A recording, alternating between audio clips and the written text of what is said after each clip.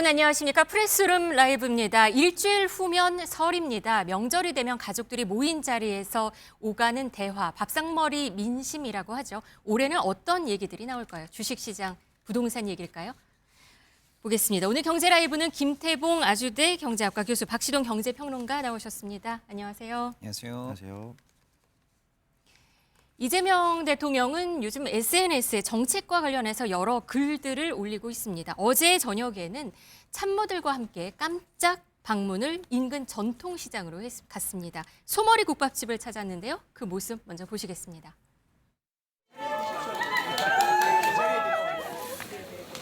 복권 사러 가야 되겠어. 대통령님 팬입니다 저희가.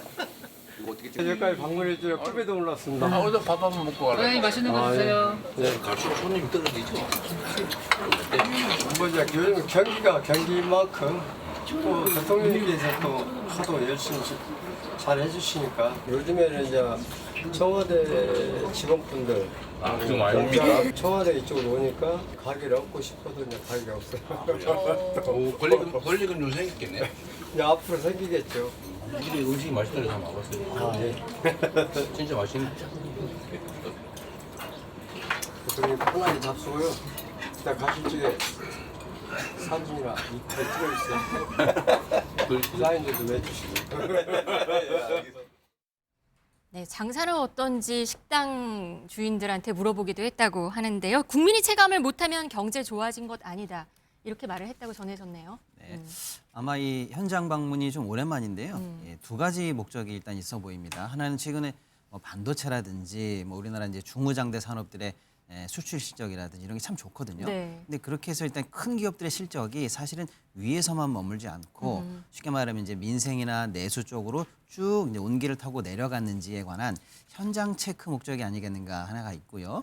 두 번째는 이제 설을 앞두고 사실은 이제 현장에 민생 상황이 어떤가, 물가는 어떤가 뭐 이런 것도 체크하고 한편으로는 정책도 책상머리 정책이 아니라 현장에서 답을 찾아야 된다라는 메시지를 주기 위해서 아마 방문을 한 것 같은데요. 대통령 일단 카페 한 군데랑 식당을 이제 들린 것 같아요. 사실은 이제 청와대가 사실은 공식적으로 이제 대통령의 외부 이런 식사라든지 네. 현장 투어를 알린 것은 지금 작년에 12월 30일에 이제 청와대 인근에서 수제비집 간 이래로 두 번째인데요. 있었죠. 네. 예, 이런 어떤 행보가 보여주는 메시지가 방금 말씀드린 그런 정도의 의미가 있지 않겠느냐 이렇게 좀 봐야 될 것 같습니다. 네, 최근 이 대통령은 다주택자를 겨냥해서 좀 강경한 메시지를 내놓고 있습니다. 이 주택 여러 채 소유한 공직자들은 연이어서 살지 않는 집을 매물로 내놓고 있는데요. 지금 한성숙 중소벤처기업부 장관은 4채 중에 3채를 내놨네요. 네, 최근에 이제 대통령께서 부동산과 관련한 메시지를 거의 매일, 심지어 하루에 몇 개씩 지금 내고 있는데요. 가장 처음에 나왔던 게 아마 5월 9일에 다주택자 양도세 중과 유예를 종료한다라는 걸로 이제 본격적인 이제 메시지 정책이 사실은 시작된 거거든요. 네. 그 대통령의 메시지에 발맞추기 위해서 지금 이제 청와대 고위 참모라든지 정부의 이제 고위 이 당국자들이 이제 다주택을 처분하는 모습을 이제 보여냄으로써 제가 볼 때는 뭐랄까요, 이 정부의 정책에 관한 신뢰도를 일단 높인다. 그리고 국민들에게는 그런 정책을 하면서 정작 고위직들은 왜 나느냐라고 하는 이런 어떤 이율배반적인 모습을 차단한다. 이런 다양한 효과를 노리는 것 같아요. 네.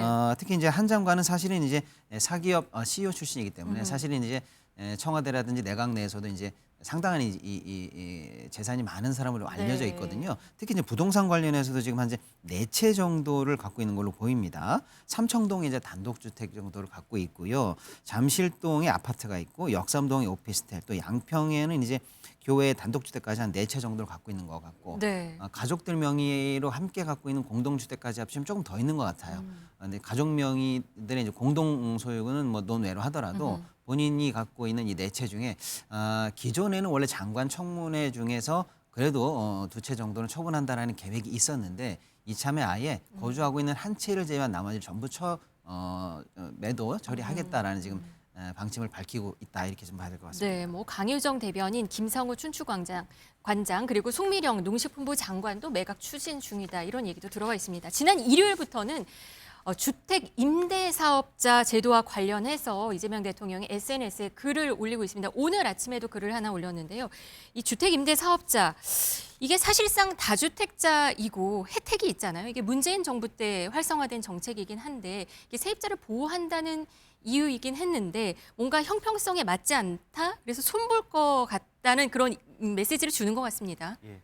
이게 아무래도 이제 집값 상승기에 갭 투자를 하기 위한 일종의 수단으로 좀 전락한 측면이 있었고 또 다른 한편에서는 이제 전세 사기라는 이런 우리가 사건을 마주하면서 과연 이런 제도가 이제 세입자들한테 궁극적으로 이제 안정적인 거주 요건을 이제 마련해주고 있느냐라고 살펴봤을 때 그러지 못하다는 이제 결론에 이르렀다고 보고요. 네. 그런 측면에서 어떤 과도하게 한 사람에게 다양한 다주택을 이제 보유하게 되는 이런 쏠림 현상에 대해서 좀 손을 봐야겠다라는 것을 이제 정부가 이제 생각을 하는 것 같습니다. 그런 네. 측면에서 이 어떤 양도세 관련 그 혜택들을 이제 축소하고자 하는 그런 움직임으로 보이는데 이제 과연 이게 또 실효성이 있을까라는 것은 사실 부동산 시장에서 다양한 의견들이 있어서 네. 아직은 좀 판단하기 어려울 것 같습니다. 네, 일단은 다주택자에 이어서 임사자 이 매물까지 시장에 최대한 끌어내기 위한 조치다 이렇게 볼 수 있을 것 같아요.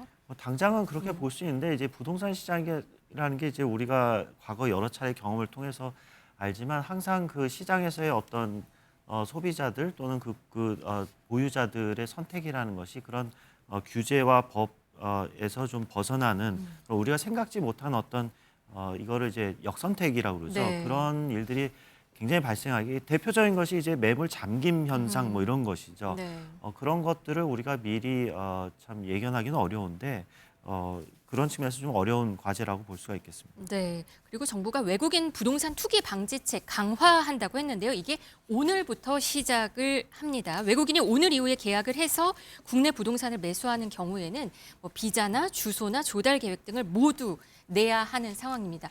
이거는 사실 그동안 좀 논란이 있었어요. 이게 필요했던 것 같습니다. 예, 맞습니다. 왜냐하면 이게 우리나라 국민들한테는 어떻게 보면 차별적인 대우를 받고 있었거든요. 네. 예컨대 이제 금융 안정 어떤 규제로 LTV 규제나 DTI, DSR 규제들이 있죠. 그래서 뭐 집값 대기 뭐 일정 이상의 그 대출을 할 수는 없고 또 그 이하로 대출을 해야 된다거나 아니면 내가 갚을 수 있는 소득 여력에 따라서 매달 내는 어떤 원금과 이자 상환의 수준이 일정 비율 이하여야 된다는 그런 규제들을 우리가 전 국민이 네, 적용받고 받고 있죠. 있었는데 네. 외국인들은 그 규제로부터는 자유로웠거든요. 이 사람들이 어떤 대출을 받고 어떤 소득으로 어떤 돈으로 이 집을 사는지에 대해서 전혀 우리가 파악을 못했었기 때문에 역차별이라는 논란이 있었고 어떻게 보면 좀 더 형평성 있게 맞추는 그런 정책이라고 볼 수가 있겠습니다. 네, 이 부동산 관련 이슈가 커지고 있는 이때 문재인 전 대통령이 우리가 부동산 정책만큼은 실패했다 이런 말을 했습니다. 유튜브에서 나와서 한 말인데 한번 들어보시죠. 처음 다룬 경제 재임 중에 펀드를 하나 아직도 가지고 있죠. 그럼 꽤 많이 올랐겠는데요? 아마도 부동산이 나의 가장 큰 성과다. 일단 뭐 실패했다고 인정해야죠. 우리가 부동산 정책만큼은 뭐 실패했다고. 뭐 유튜브 예고편이라고 하네요. 근데 문재인 정부 때 사실 집값 서울 아파트값 많이 올랐어요. 네, 그렇기도 했고 사실은 이제 부동산에 관한 이 대책을 아마 국민 여러분들이 기억하실 거예요. 20몇 번 연속적으로 나오고 계속 이제 했는데 사실은 시장을 선제적으로 이제 통제하면서 가격을 통제한다라든지 정책이 시장을 리드하지는 못하고 시장을 계속 쫓아가면서 정책이 후행적으로 나왔다. 네. 그래서 잡을만 하면 시장을 한 발짝 벗어나고서 결국에는 집값을 잡지 못했고요. 나중에 뭐 LH 사태 같은 것도 터지면서 국민들에게 사실은 큰 상처를 줬고 어찌 보면 그로 인해서 정권이 넘어갔던 큰 원인 중에 하나가 아니겠는가 이 정도까지도 사실은 비판을 받았었는데 네. 지금 이제 시간이 지났습니다마는 당시 대통령께서 문재인 대통령께서 그 부분만은 지금 돌아볼 때 뼈아프게 그 실패를 인정해야 된다라고 하는 모습을 통해서 어느 정도는 이제 좀 책임이랄까요? 네, 그런 모습이 좀 느껴지는 그런 인터뷰가 아니었나 이런 생각이 좀 듭니다. 네, 이재명 정부는 부동산에 쏠린 자산을 주식 등 자본시장으로 이동시키겠다. 이런 국정 기조를 갖고 있는 상황입니다. 실제로 부동산에 묶여있던 자금이 약간 주식시장, 그러니까 자금이 좀 움직이려는 조짐을 보인다는 분석들이 있습니다. 맞습니다. 뭐 아직까지 본격적으로 이제 머니 무브가 뭐 한창이다, 시작됐다, 뭐 이런 정도까지 평가하기는 조금 이릅니다만 방금 앵커님 말씀하신 것처럼 머니무브의 조짐은 볼 수 있다. 이거는 지금 맞는 분석인 것 같습니다. 네. 예를 들어서 이제 주식 투자를 하기 위해서 이른바 이제 대기하고 있는 소위 말하는 이제 총알이다 이렇게 얘기하고 있는데요.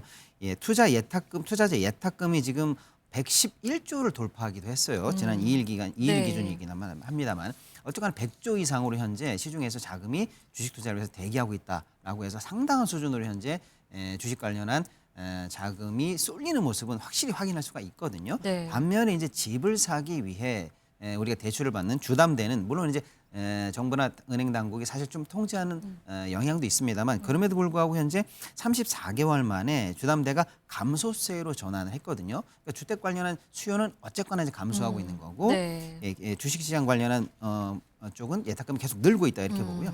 보통의 예금, 우리가 말하는 이제 요금을 예금 같은 것들이 있거든요. 이 부분도 사실은 증가하고 있지 않아요. 그러니까 은행, 부동산과 같은 전통적으로 우리 자금들이 모여졌던 저수지는 늘지 않고 있는데 자본시장, 증시 관련한 시장은 지금 계속 그 저수지가 볼륨을 키우고 있다. 네. 이 모습은 확실히 시사하는 바가 있다 이렇게 봐야 될 것 같습니다.